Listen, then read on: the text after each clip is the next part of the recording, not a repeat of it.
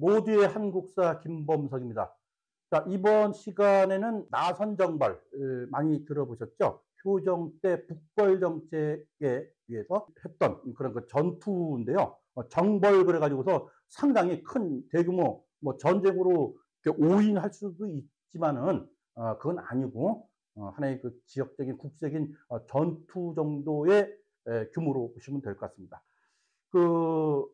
잘 알려져 있지는 않지만은 우리가 효정 때 이 나선정벌이 있었어요. 자, 이 조선의 국정에서 한 이천리면 한 800km죠. 이천리 떨어진 흑룡강, 해룡장 이렇게 표현하죠. 이때가 1658년도 6월 음력으로 6월 10일인데 이때 나선 이제 그 전투 제2차 전투가 있었죠. 그래서 조선과 청나라 연합군과 러시아 군이 격돌한 것이죠. 그래서 결국은 나선이라는 것은 러시아를 갖다가 한자로 표기할 때 나선이라고 표기를 하는 거죠. 그러니까 나선은 즉 러시아다 이렇게 알고 계시면 될 것 같습니다. 자, 이것은 당시 그 러시아 전쟁, 러시아가 아시아로 그 진출을 하는데 아주 이 중요한 과도기 그런 그 길목에 있었던 그런 전투였죠. 이렇게 보시면 될 것 같습니다.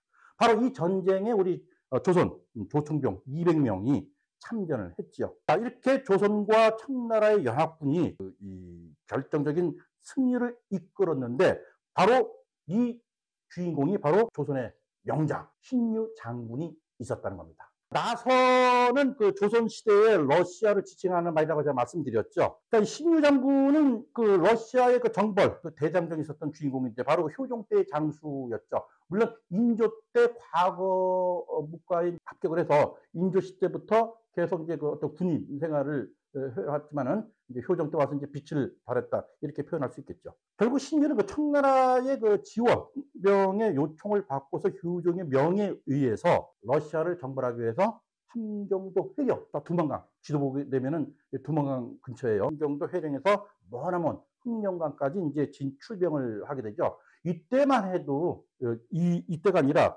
이 시기에 신유 장군은 상부의 명령을 받고 출병을 하지만 그 상대편이 러시아라는 그런 존재조차도 몰랐다고 합니다. 그래서 이때의 이 전투의 어떤 그 세상 기록을 갖다가 기록한 것이 바로 북종이 되겠습니다. 자, 효정의 북벌 정책 제가 이렇게 해놨죠. 효정은 다 알고 계시다시피 병자호란 때 형인 그 소현세제죠. 함께 볼모로 청나라에 끌려갔던 인물이고 그리고 국내 귀환해서 소현세제 죽음으로 인해서 인제로부터 두 번째 아들이지만은 왕으로 즉위를 했던 그런 왕이죠. 자, 이 효종은 뭐랄까 청나라 볼모로 잡혀갔던 그런 경험이 있기 때문에 그냥 왕이 오르자마자 강력한 북벌 정책을 추진을 했습니다. 말이 북벌 정책인데 조금 애매모호한 부분이 있죠. 다시 청나라를 갖다가 공격해서 복수를 하겠다. 그런 투지를 불태웠던 왕이 효정임에는 틀림이 없죠.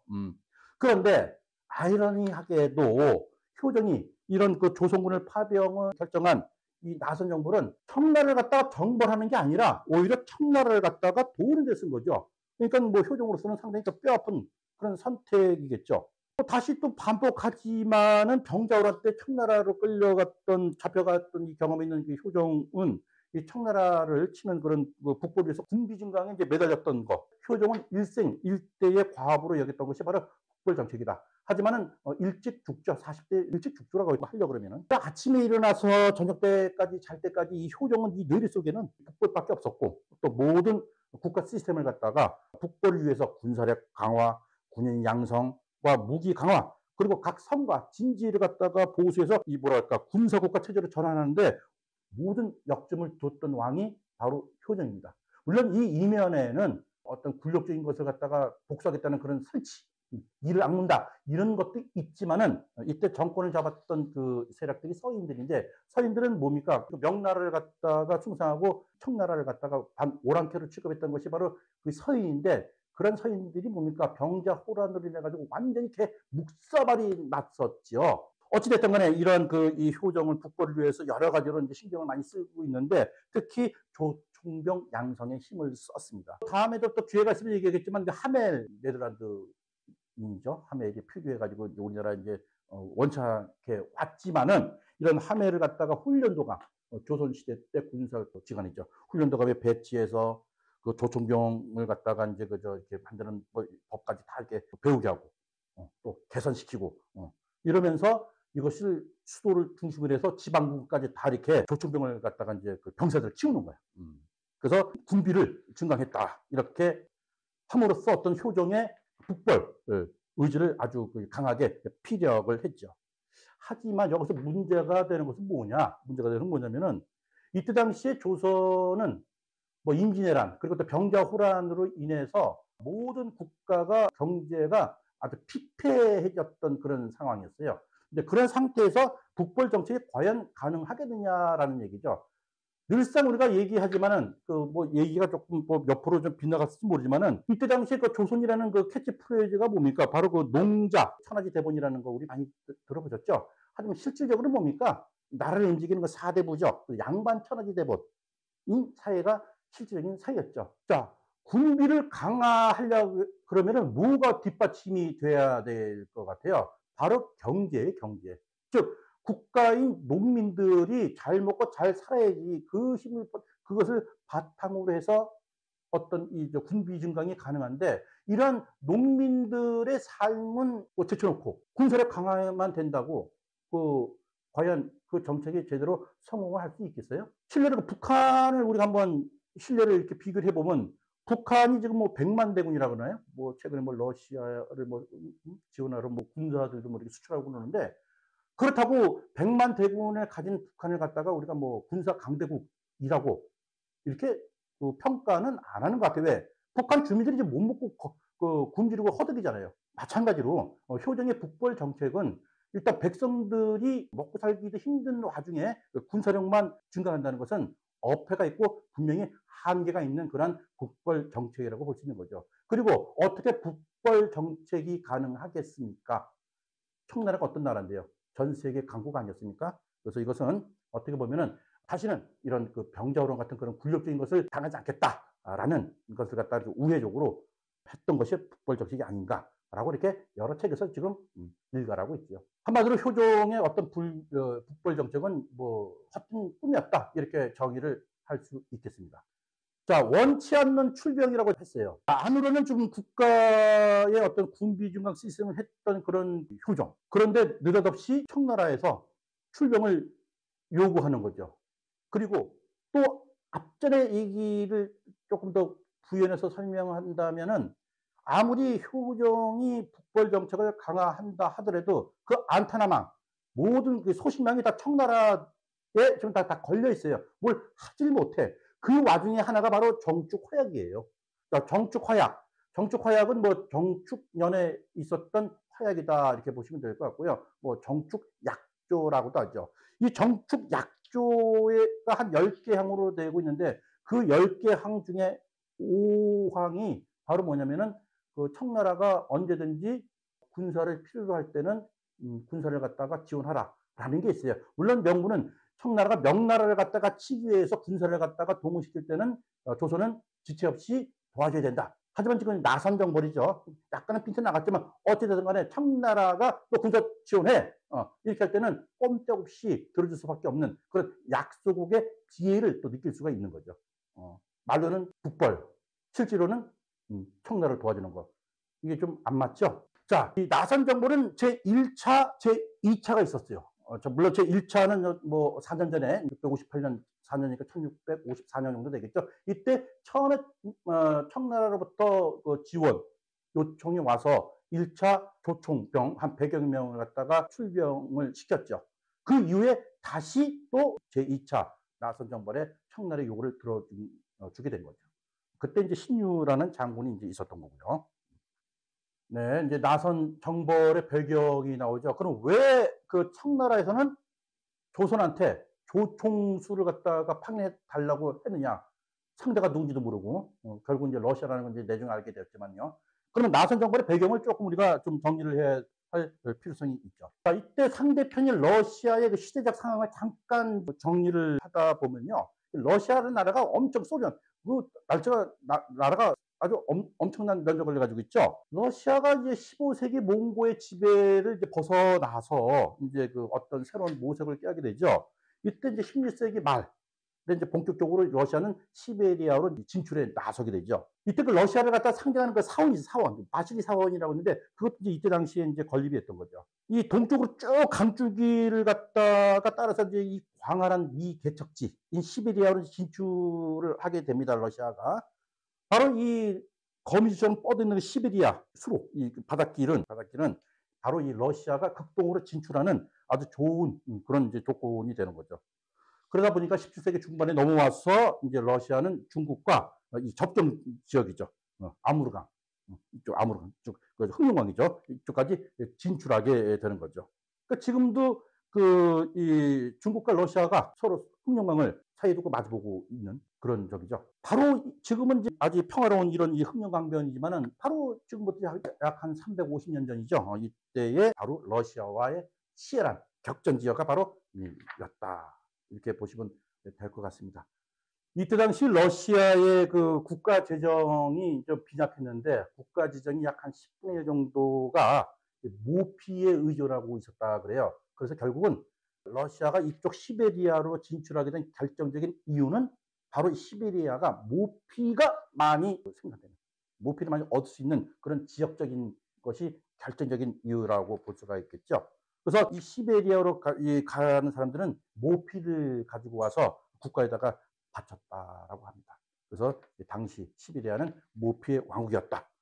이 모피가 어느 정도로 중요했냐면은 뭐 무기, 물품 구입할 때 이런 그 재정 증대에 결정적인 아주 역할을 했다라고 이렇게 볼 수가 있는 거죠. 그러니까는 시베리아로 진출하는 러시아는 안 갈 수가 없는 그런 국가적인 수건 사업이었죠.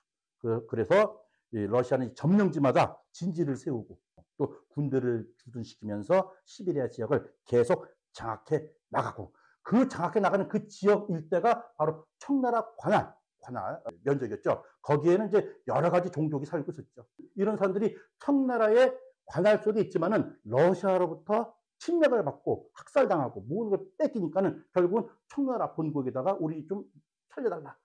이제 하소연을 하다 보니까 결국은 청나라가 알았어 이거였죠.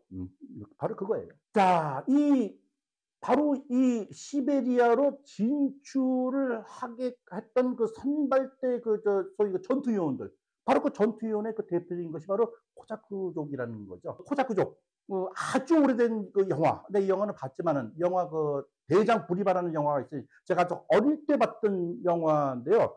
율 브린너가 주인공인데 아주 톱스타죠. 바로 이 율 브린너가 주인공을 하는 이 코자크족. 이 코자크족은 아주 생설 때부터 어린아이를 갖다가 말에 태웠다고 그러더라고요. 그러면서 그냥 모든 훈련, 강한 훈련을 세우면서 아주 강력한 그런 전투력을 가진 그런 대표적인 그런 것이 바로 코자크족이죠. 그래서 원래 이 코자크족은 말이죠. 남부 러시아, 우크라이나 지방에서 근거를 두고 있는데 얼마나 이 코자크족이 맹했냐면은 그때 당시에 폴란드 또 오스만 투르크죠. 오스만 투르크를 갖다 격퇴시키고 그럴 정도의 일당백의 전투력을 가지고 있는 민족이 바로 코자크족이었다라고 합니다. 바로 이 코자크족을 상대로 전투를 벌인 사람이 바로 신유 장군이다. 이렇게 알고 계시면 될 것 같아요. 자, 이제 신유 장군의 흑룡강 전투 승리 현장을 한번 들어가 보도록 하겠습니다. 자, 신유 장군의 전투 승리.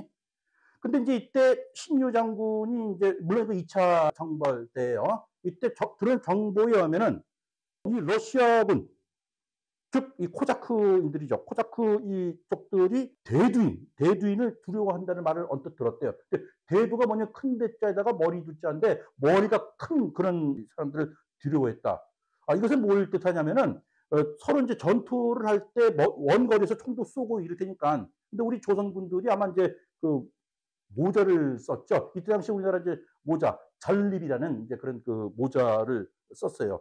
하다 보니까는 멀리서 보게 되면 모자가 머리로 보일 수가 있죠. 그래서 마치 조선군이 아주 머리가 큰 사람으로 보였을 것 같은 충분히 상상이 가죠. 그리고 또 이 대두인, 즉 머리가 큰 사람들이 전립을 쓰는 조선군들이 총을 탁 쏘면은 그냥 백발백중, 그러다 보니까 코자크인들이 두려워할 수밖에 없는 그런 정보를 일단 신유는 가지고 있었죠.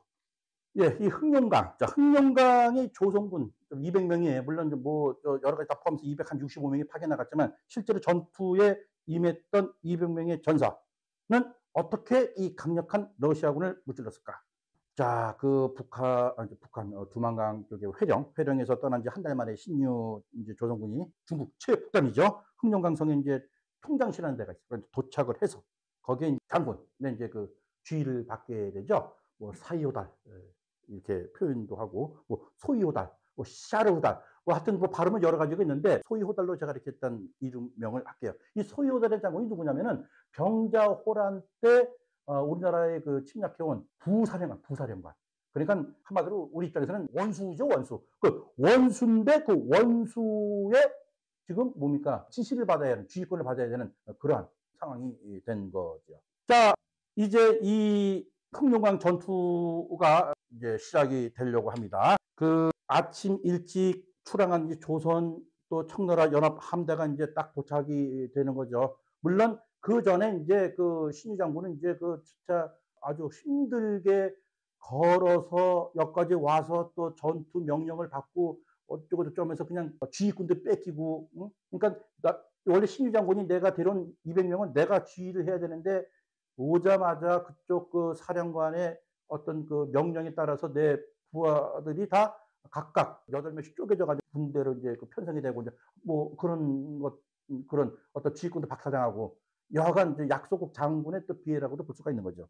자, 어찌됐든 간에 이 신유는 이제 난생 처음 러시아군을 만났죠. 이때 당시에 그 신유 장군은 북쪽역에 아주 그 세세하게 이런 그 러시아군의 배라든가 이런 상황을 갖다가 아주 잘 그 설명을 해 놓고 있어요. 어찌됐든 간에 한번 전쟁 보게 하겠습니다. 전쟁이 일어난 당일날.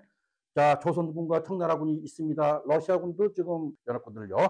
자, 러시아군들이 우리 조총 연합군들을 보고 이제 약간 이제 후퇴를 했겠죠.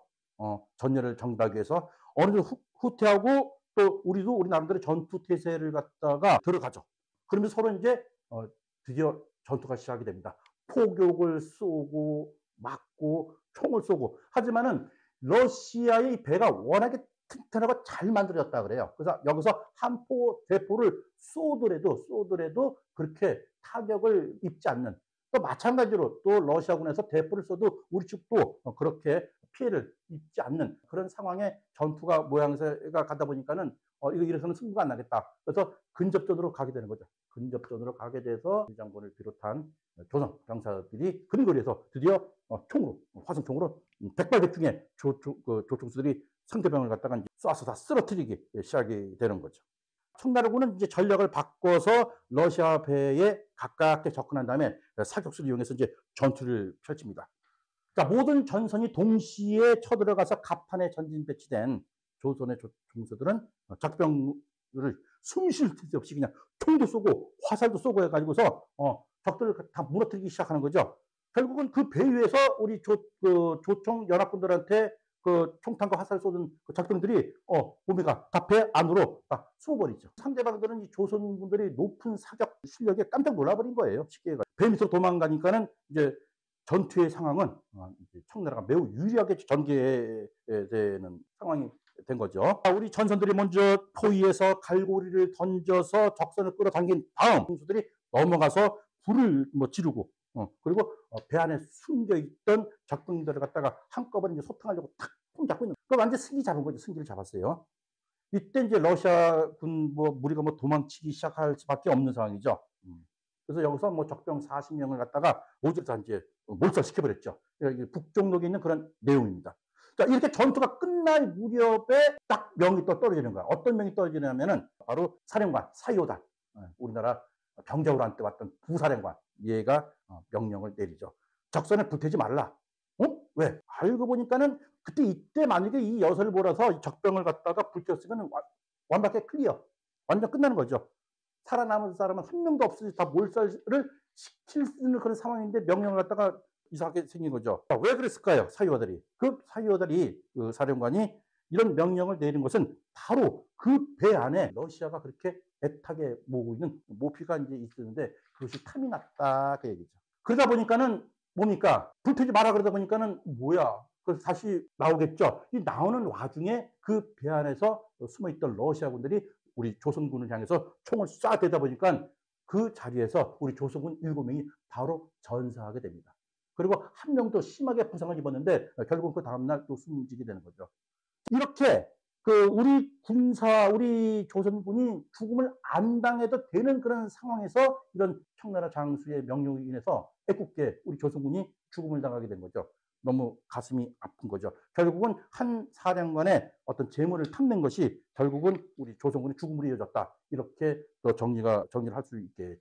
어찌든 간에 이렇게 해서 신유 장군은 러시아군을 갖다가 통쾌하게 무찔렀습니다. 결국은 이제 우리 조선군이 이제 죽음을 당하다 보니까는 이제 사태가 뭐라 그럴까요? 위급해지니까는 나머지 다 없애버리죠. 결국은 그 11척에 남아있는 그 적선 중에서 4척만 남았다 그러네요. 그리고 또 살아남은 그런 적병들은 이제 강으로 뛰어들어서 숲속으로 도망가고 또 포로 잡으면 그 포로들이 그냥 뭐 살려달라고 또 애원도 하고 뭐 이런 상황이 북쪽역에 이제 다. 자, 이렇게 해서 전투는 끝이 났습니다. 전투가 끝이 나서 이 상황이 클리어가 됐는데 청나라 장수가 사요달이 죽은 전사자를 갖다가 이제 화장을 시키라고 남은 배에다가 이제 한 척을 줬는데 신유 장군이 이제 하도 열받아가지고 우리나라는 화장 문화가 없다. 그러니까는 내가 무덤을 파서 묻겠다. 이렇게 해서 청나라 장수의 명을 어기죠. 그래서 신유 장군은 이 흑령강 높은 언덕에다가 자리를 잡아서 7명을 같은 고향 사람들끼리 묻어 주었다라고 합니다. 자, 멀리 약수 장군의 이제 비애가 여기서 나오는 거죠. 그래서 이 멀리 남의 나라까지 와서 죽음을 당하고 모래 속에 뼈를 묻으니까는 참으로 가엾고 불쌍한 마음이 없죠. 자, 이렇게 흑령강변에서 벌어진 나선과 러시아의 전투는 조선 청나라의 연합군의 완성으로 끝이 났습니다. 하지만 여기서 끝이 아니었죠. 자, 전쟁이 끝났으면 이제 뭡니까? 이제는 귀환을 해야 되겠죠. 귀환을 해야 되는데 다시금 사요달 청나라 장수는 귀국을 못하게 하죠. 아직들이 남아있다. 말도 안 되는 이야기죠. 자, 적병이 남아 다 진압이 되는데 무슨 이야기냐. 어찌됐든 간에 위에서 까라 이런 식으로 아주 갑질을 오지게 하는 거죠.